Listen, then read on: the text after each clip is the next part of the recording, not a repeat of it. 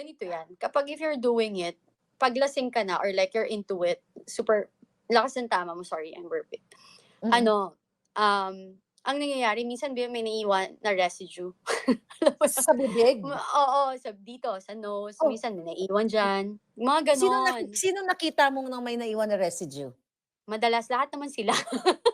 Based on my experience. Mayroong residue na naiwan kay Marcos Jr. na nagba-viral, na sa isang parang Oh, ceremony okay. naalala mo, meron Yeah. ditong puti na pulbo, Mm, tapos mhm. inabutan siya ng panyo nung, ng kanyang PSG. Merong Ah, residue dito ha, ta's inabutan siya okay. ng panyo nung PSG niya, tapos ginanon niya sa public.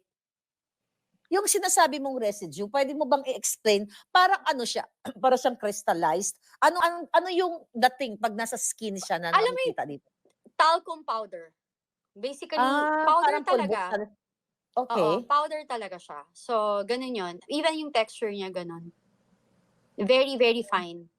Basta makakita ka ng Johnson's baby powder, 'di ba? May flag ko. May Hi, plug. Johnson's.